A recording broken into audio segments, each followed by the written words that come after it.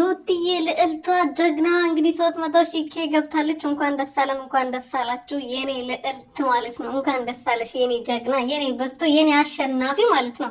እንግዲህ እንደምታሸንፍ እንደምታደርገው እናቅ ነበረ። እሱንም አሸንፋ ባሏንም ወደ ራሷ መለሰችው።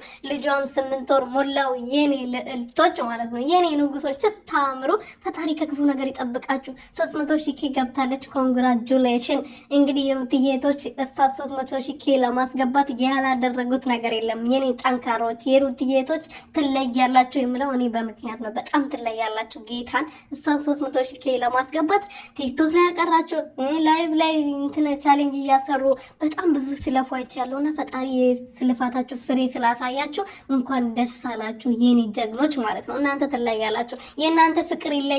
በወረት አይደለም፣ በወሬ አይደለም፣ በተግባር ነው የምታሳዩትና ሩትዬ እንደናንተ አይነት እህቶች እንደናንተ ፍቅር የሆኑ በጣም ለሷ የሚቆረቆሩ ከራሳቸው በላይ ለሷ የሚጨነቁ እህቶች ስላሏት ራስ ፈጣሪ ባርኳታል። ጌታን ፈጣሪ ሚዲያ ላይ ስትቶ የሰው መውደድ የሰው ፍቅርን ይስጣችሁ።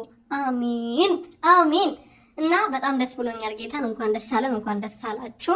እህታችን ጀግናችን ልዕልታችን 300,000 ኬ ገብታለች። አብርሽዬ 500,000 ኬ ገብቶ አብሮ እንደሚያከብሩ ተስፋ እናደርጋለን። እንኳን ደስ አላችሁ። ደስ ብሎኛል። ትላንትና ዛሬ ደስታ ላይ ደስታ ነው፣ ደስታ ነው። እኛ ቤት ሰርግ ነው፣ እዛ ቤት ለቅሶ ነው። እንግዲህ ያልቅሱበት። ድንኳን አይጥሉም እንዴ? ድንኳን አይጥሉም።